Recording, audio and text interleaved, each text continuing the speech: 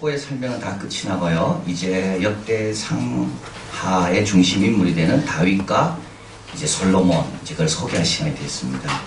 그래서 다윗과 솔로몬을 소개하는 이유는 정치를 잘해서가 아니라 예배를 소중히 여기서다. 그래서 이제 다윗을 소개해야 되는데 다윗은 두 번째 왕이죠. 그래서 첫 번째 왕인 사울을 이제 여기서 소개하고 있습니다. 그리고 여호와께서 왜 사울을 죽이시고 이세 아들 다윗에게 이 나라를 맡기셨는가? 이제 그 사울에서 왜 다윗으로 넘어갔는가? 사울의 아들이 왜 안 됐는가 그거죠. 다윗의 아들은 됐잖아요. 근데 왜 사울의 아들은 안 되고 다윗의 아들은 됐을까? 이제 그래서 사울의 통치의 어떤 그런 종말, 그래서 모든 아들이 죽었다라고 나와 있는데, 그래서 완전히 새로운 왕, 사울과 상관없는 새로운 왕 다윗이 이제 통치하게 되고, 그 다윗으로 인하여 예배가 어떻게 회복되는가, 그걸 이제 써야 되는데 그 전에 먼저 사울 왕에 대해서 이제 소개를 하고 있습니다. 사울 왕의 마지막 이제 최후의 모습인데요. 이스라엘의 가장 어려운 순간이고 또 사울에게도 가장 어려운 순간입니다. 블레셋 사람과 이스라엘 사람이 싸우더니 이스라엘 사람들이 블레셋 사람 앞에서 도망하다가 길보아 산에서 죽음을 받고 엎드러지고, 사울은 블레셋 사람이 사울과 그 아들을 추격하여 사울의 아들 요나단과 아비나답과 말기수아를 죽이고, 사울은 어떻게 됐을까요? 4절, 자기 병기 가진 자에게 이르되 너는 칼을 빼어 나를 찌르라. 저 하려는 자가 와서 나를 욕되게 할까 두려워하노라. 그러나 그 병기 가진 자가 심히 두려워하여 절기가 행치 아니하며 사울이 자기 칼을 취하여 그 위에 엎드려지니라. 6절, 그 세 아들과 그 온 집이 함께 죽으니라. 그래서 더 이상 사울의 후손에게 이 나라를 맡길 수가 없습니다. 다 죽었기 때문입니다. 그래서 하나님은 다윗에게 이 나라를 맡기신다. 7절, 골짜기에 있는 모든 이스라엘 사람들이 그 성을 버리고 도망하고, 7절, 블레셋 사람이 와서 거기에 거하게 됩니다. 그리고 전쟁이 다 끝난 다음에 이제 누가 죽었는지 확인하고 죽은 사람들의 옷들도 다 뺏기고 뭐 보석 반지 다 빼려오잖아요. 왔다가 보니까 사울이 죽어 있는 걸 보게 됩니다. 사울의 갑옷을 그 신의 묘에 두고 그 머리를 다곤의 묘에 달았다. 이렇게 끝이 납니다. 근데 이제 중요한 것은 사울이 이렇게 죽은 게 중요한 게 아니라 하나님이 죽이셨다라고 말씀하고 있죠. 하나님이 죽이셨다. 저를 죽이시고 하나님이 죽이셨다. 그러니까 사울이 죽은 것은 싸움을 못해서 죽은 게 아닙니다. 싸움 아무리 잘해도 하나님이 죽이시겠다고 작정하면 죽어야 되는 거예요. 왜 그랬는가?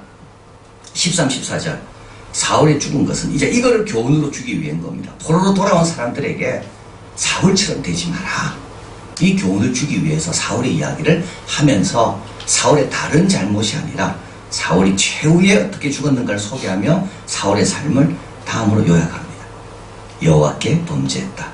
저가 여호와의 말씀을 지키지 아니하고, 말씀을 지키지 아니하고,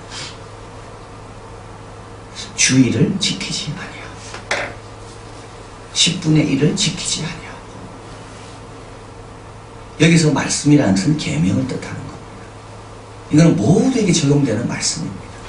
그냥 주신 겁니다. 어느 시대 때나 다 해당되는 말씀입니다. 자녀에게 부지런히 가르치라. 어려서부터 가르치면 늙어서 떠나지 않는다. 근데 그걸 안 지키는 거죠. 그건 모두에 해당되는 겁니다.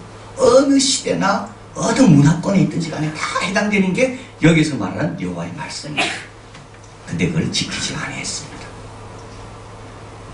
신접한 자에게 가르치기를 청하고, 이 신접한 자는 원래 이거는 금하는 거죠. 하나님께서 금하는 자고, 그런 사람들이 이스라엘 백성 중에 없도록 하라고 주님께서 말씀하셨는데 급하니까 그런 자에 가서 도움을 청했다는 겁니다. 끈기 있게 기다리지 못하고. 그래서 어떻게 되나요? 다른 사람과 똑같이 되는 거예요. 그 다음에 세 번째, 여호와께 묻지 아니하였다. 이 묻는다는 말은 이거는 개인적인 하나님의 인도를 말하는 겁니다. 일반적으로 모두 해당되는 것은 하나님 말씀으로 주시고, 매 순간순간마다 개인적으로 자기에게 하나님께서 주시는 뭐 뜻이 있을 거 아니에요. 그거는 여기서 묻는다는 거라고 표현하는 거. 내 여호와께 묻지 아니하였다. 그래서 어떻게 했다고요? 여호와께서 저를 죽이셨다. 왜 안 물었을까요? 우리는 왜 잘 안 묻습니까? 하나님 앞에 뭘 결정하려면 자기 뜻이 너무 분명하면요 안 묻습니다. 미가가 엄마의 돈을 훔쳤다 그랬잖아요. 그래서 엄마가 하도 저주하니까 미가가 그걸 엄마한테 내놔왔습니다. 엄마가 너무 좋아가지고 신상을 만들었어요. 하나님께 절대 안 묻습니다. 그런 거는. 그러고 난 다음에 뭐라 이야기하죠? 여호와께서 너에게 복 주기를 원하노라. 우리는 항상 그렇습니다. 하나님 어떻게 사용하길 원합니까? 안 물어봅니다. 자기 마음대로 사용해놓고 그 다음에 어떻게 해요? 하나님 복 주시고 도와달라고 기도합니다. 왜 안 물을까요? 하나님께 물어보면 하나님이 내보다 부족한 해결책을 내놔서 안 묻습니까? 우리가 믿음이 없어서 그런 거죠. 믿음이 없어서 그런 거죠. 하나님이 뭐 말씀할 거에 대해서 막 두려워하는 거예요. 하나님이 이런 말씀하면 어떻게 할까? 막 조절해가지고. 하나님이 내보고 더 고생시키고 그걸 다 내놔라 그러고 그러면 어떻게 할까? 우리는 이런 부정적인 하나님에 대한 생각이 너무 많이 있어. 그래 안 물어봐야 해요. 마노아처럼 하나님 어떻게 키우면 좋습니까? 하나님이 그 질문을 제일 좋아한다 그랬습니다. 하나님 어떻게 하면 좋습니까? 그 다음에는 하나님 이제 하나님 뜻대로 할 수 있도록 그 다음에 도와달라고 기도해야 되는데 안 물어요. 안 물어.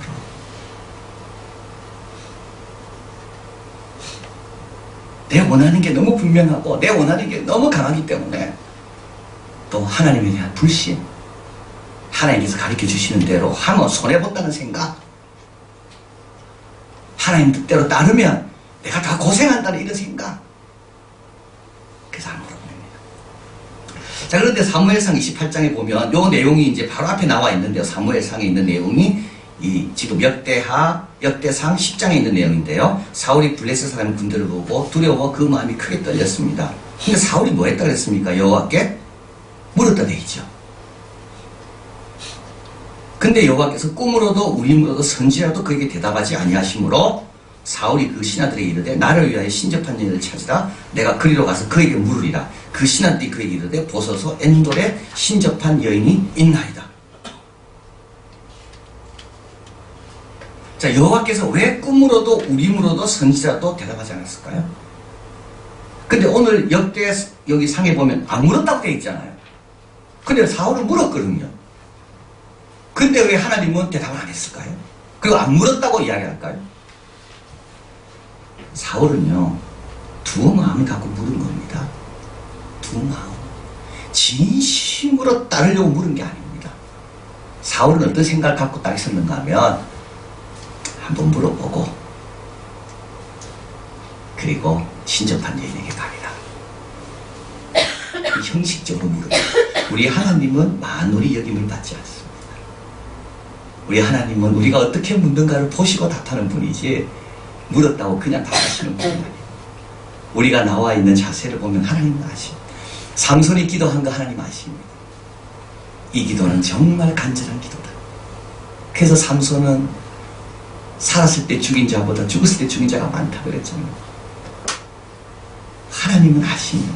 이거는 묻는 건지 그냥 떠보는 건지. 또 한 가지 진정으로 물으려면요,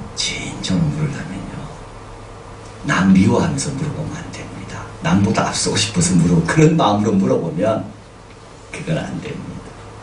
사울은 다윗을 얼마나 미워하는데 그런 마음으로 물어보는 거는요, 하나님 답하지 않습니다.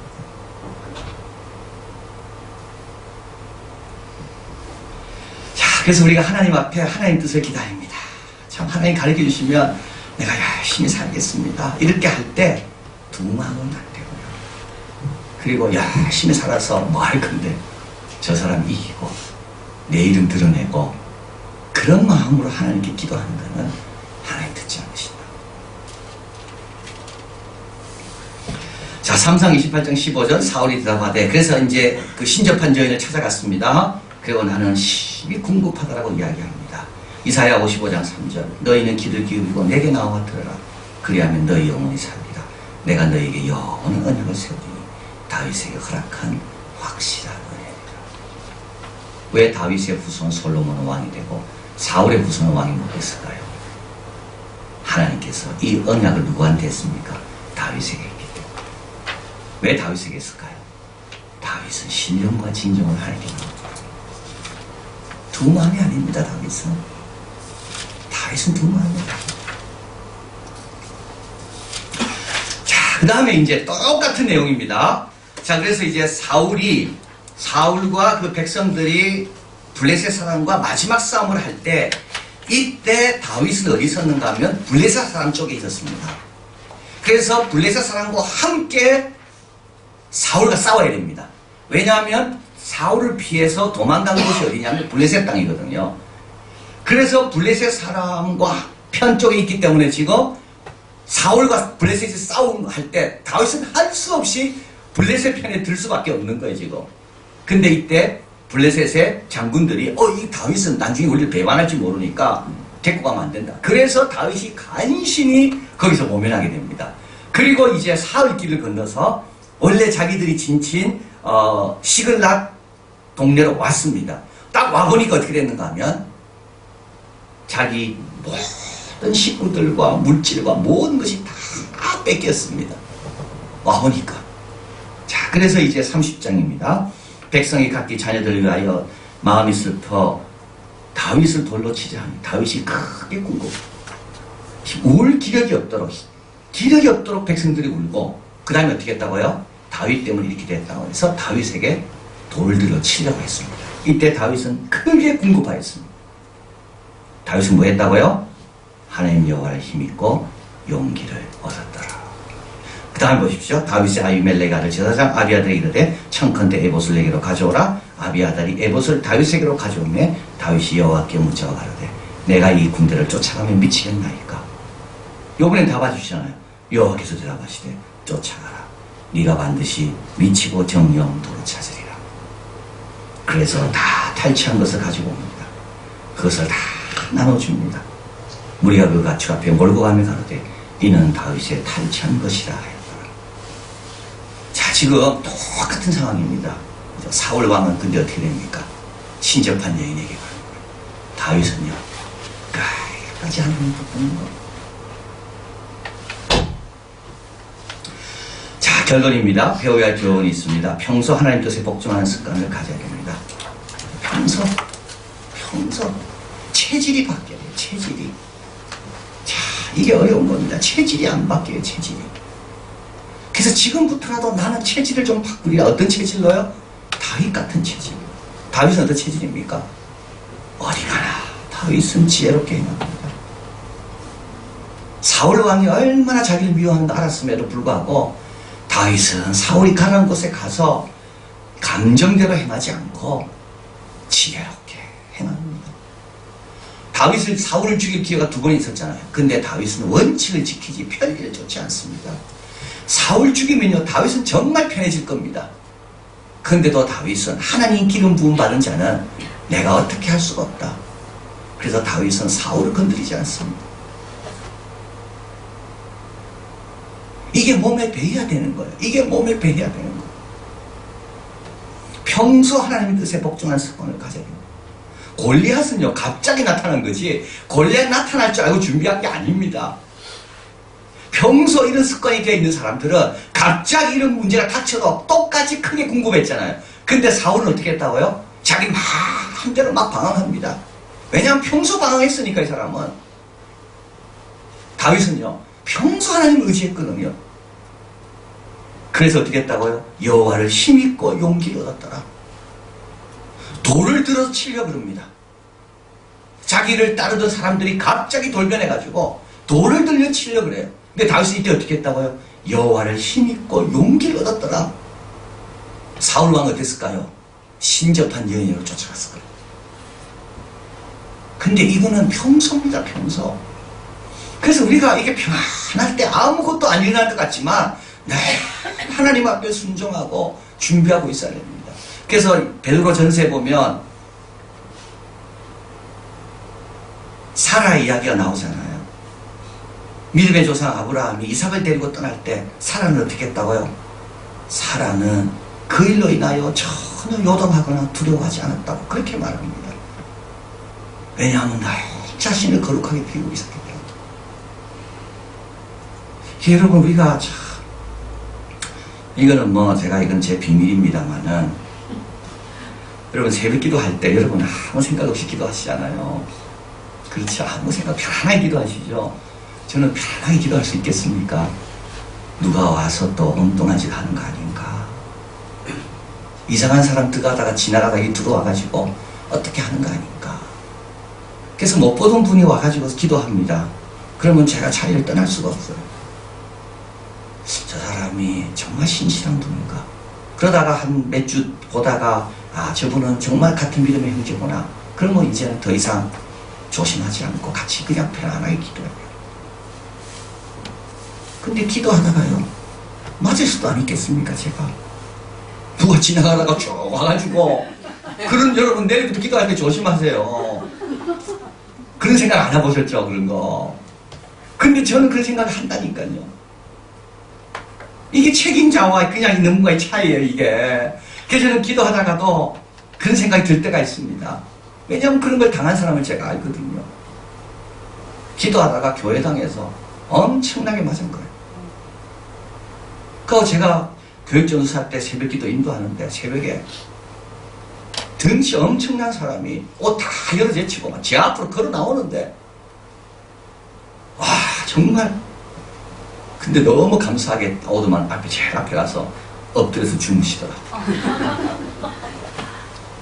근데 제가 겁이 안 날 때가 있어요. 언제일까요? 내 마음이 깨끗할 때는 전혀 겁이 안 나요. 참 이상하지. 내 마음을 다 비우고 여기가 아버지의 집이고 아버지의 전인데 그럼 전혀 겁이 안 나요. 다윗이 사울 왕을 찾아라 할 때 어떤 마음으로 골리앗 앞에 갔을 때 어떤 마음이었을까? 늘 자기를 거룩히 하고 늘 하나님 중심으로 사니까 그게 그렇게 큰 문제가 아닌 거예요, 다윗에게. 근데 이게 평소가 중요한 겁니다. 평소. 제가 새벽기도 준비하고 그냥 푹 잤다. 그런 날은 아무 겁나는 게 없어요. 근데 새벽기도 끝내놓고 준비하고 뭐 좀 드라마를 봤다. 이런 날은 괜히 내가 이렇게 주눅든다니까요. 그 사람이 진짜 이상하더라고. 그러나 내가 말씀만 충분히 준비하고 책을 좀 읽다가 그냥 피곤하면 잤다. 이런 날은 누가 와도 아무렇지도 않아요. 평소 하나님 뜻에 복종하는 습관을 가져야지 갑자기 어떤 일 앞에서 사울처럼 궁급해가지고 이리 뛰고 저리 뛰고 하지 않는 겁니다. 중심을 딱 잡고 나는 하나님 중심으로 삽니다. 우리 가정은 하나님 중심입니다. 이렇게 딱 이런 마음으로 마음을 이렇게 편안하게 딱 고정된 사람은 절대 흔들림이 없더라고요. 사울은 어떻습니까? 사무엘 힘들게 하고 도망치는 다윗 칼라 떡을 주었다고 세마포 입은 사람 85명을 죽였습니다. 이렇게 많은 험한 일을 한 사람이 얼마나 두렵겠습니까? 남에게 선을 많이 베풀고 자기 경건을 위해서 잘 절제하고 이런 사람은 겁날 게 없는데 85명도 막 죽이고 사무엘 말도 안 듣고 다윗 막 시기했거든요. 이런 사람은 어려움 앞에서요 얼마나 겁나겠어요. 그때 잘못한 것들이 막 떠오르니까. 평소가 중요합니다. 평소 하나님 뜻에 복종하는 습관을 잘 가져야 합니다. 그래서 혹시 여러분 가운데 이렇게 신앙생활 하다가 힘든 경우 있죠. 그거는 뭡니까? 그거는 내가 내 자신이 깰 수 있는 기회라고 딱 여기면 맞습니다. 이건 정말 힘들어요. 마음이 답답해요. 이럴 때는 어땠습니까? 이때는 내 마음이 조금 더 성장할 수 있는 그 때가 온 겁니다. 이때 성장하면 그런 사람은 언제나 앞으로 나갑니다. 그런데 이때 그걸 깨지 않고 다 남 탓하고 뭐 환경 탓하고 이러면 어떻게 될까요? 절대 성장할 수가 없습니다. 그래서 제 경험입니다만 여러분 혹시 여러 가지 생각들 마음대로 잘 안 되고 힘들잖아요. 답답함이 오르지. 이때는 어떻게 됩니까? 아, 이때는 내가 변화될 때구나. 이때는 이제 내가 성장할 수밖에 없구나. 자꾸 이렇게 하려고 나도 모르게 성장해요. 평소 하나님 뜻에 복종하는 습관인 거죠. 두 번째, 아무리 큰 권세를 가져도 하나님 심판으로부터 면제되지 않습니다. 나오미의 고백, 풍족한 중에 나갔지만 어떻게 했다고요? 비어서 돌아왔습니다. 풍족한 게 우리를 절대 지키지 못합니다. 풍족한 중에 나가면요 다 성공할 줄 알았거든요. 그런데 남편 죽고 두 아들 죽고 빈털터리가 되었더라고요. 풍족한 걸 의지해서는 안 돼요. 왕이라고 안전한 게 아닙니다. 자, 그런데 오늘 본문에서 참 아름다운 것은 하나님은 사울을 존귀케 하십니다. 길라드 아베스 거민들이 블레셋 사람을 사울에게 행한 일을 듣고 모든 장사가 일어나 밤새도록 가서 사울과 그 아들의 시체를 벳산 성 밑에서 취하여 가지고 야베스에 돌아와서 거기서 불사르고 그 뼈를 가져다가 야베스 에셀 나무 아래 장사하고 7일을 금식하였더라. 야, 이렇게 여호와께 묻지 않고 이렇게 많은 사람을 죽인 사람이지만 그럼에도 불구하고 하나님은 이 사람의 장례를 그래도 영광스럽게 하시는 겁니다. 다윗은 뭐라 고백합니까? 사무엘상 1장 1장 23, 20 같이 읽어봅니다. 사울과 요나단이 생전에 사랑스럽고 아름다운 자르니 죽을 때도 서로 떠나지 아니하였더라. 저희는 독수리보다 빠르고 사자보다 강하였더라. 이스라엘 딸들아 사울을 슬퍼하며 울지어다. 저가 붉은 옷으로 너희에게 화려하게 입혔고 금고리개를 너희 옷에 채웠도다. 사울의 잘한 것만이다. 우리 예수 믿는 사람들이 좀 이랬으면 참 좋겠다 생각해봅니다. 우리나라 전직 대통령들에 대해서 좀 칭찬 많이 했으면 좋겠어요. 이승만, 박정희, 그 이외 쭉 대통령들 다 좋은 점들이 있거든요. 우리 예수 믿는 사람이 다윗의 마음을 좀 가져야 됩니다. 다윗은 사울 때문에 얼마나 고생했습니까? 근데도 마지막 사울에 대한 다윗의 말은 이렇게 칭찬입니다. 너희들이 금고리게, 너희들이 옷이 화려한 건 누구 때문이라고요? 사울왕 때문이라는 겁니다. 우리 예수 믿는 사람은 좀 이런 마음을 가져야 됩니다. 내가 뭐 누굴 좋아하고 누굴 싫어하고 다 떠나서 이미 고인이 된 사람에 대해서는 우리 모두가 다 하나님이 뜻이 있어서 그 역사 가운데 사용하셨음을 믿고 우리는 어떻게 해요? 그들의 좋은 점을 이야기해 줘야 되는 거예요. 우리는요 참 좋은 사람들이었지만 모두가 다 역사적인 평가를 할 때는 얼마나 인색한지 모릅니다. 근데 성경은 그렇게 가르치지 않습니다. 우리는 말씀대로 살아야 되잖아요. 사울 생전에 사랑스럽고 아름다운 자라니 죽을 때도 서로 떠나지 아니하였다. 저희는 사울과 요나단 독수리보다 빠르고 사자보다 강하였도다. 이스라엘 딸들아 사울을 위하여 슬피 울어라. 저가 붉은 옷으로 너에게 화려하게 입혔고 금놀이개를 너희 옷에 채웠노라. 역대 대통령 때문에 우리가 얼마나 발전하고 좋은 나라가 된지 모릅니다. 사울만큼은 악하지 않았어요. 하나님은 사울을 존귀케 하십니다. 이런 사울이라도 하나님은 사울을 존귀케 하십니다. 그래서 우리도 고인들에 대해서는 좋은 것만 기억해야 돼요. 좋은 것만 이야기해야 되고 부족한 게 많이 있어도 왜 장점 없는 사람이 누가 있겠습니까? 그 장점을 이해하는 것이 그게 하나님, 그분을 이 땅에 내신 하나님에 대한 우리 인간들의 바른 자세인 겁니다. 우리가 뭐라고 판단하겠어요? 시편 84편 11절 같이 있습니다. 여호와 하나님은 해요 방패시라. 여호와께서 은혜와 영화를 주시며 정직 행하는 자에게 좋은 것을 아끼지 아니하실 것임이니라. 이제 그게 누굽니까? 그게 다윗입니다. 정직 행하는 자에게는 좋은 모든 것을 아끼지 않는다. 우리 하나님은 해요 방패시고 은혜와 영화를 주시는 분이시다. 그래서 우리도 오늘 말씀을 쭉 생각하면서 물을 때는 정직하게 물어야 됩니다. 형식적으로 묻지 마시고요. 그리고 하나님 주시는 이런 평소의 훈련들을 제대로 잘 받아야 되는 겁니다. 그래서 자기를 조금 자꾸 돌아보는 게 중요하죠. 자기를 돌아보는 게 너무 바쁘잖아요. 그래가지고는 안 되는 거예요. 자기를 좀 돌아보면서 1000번을 불러도 내 눈에는 눈물이, 왜냐하면 그분은 생명을 주신 분이니까. 기도하겠습니다.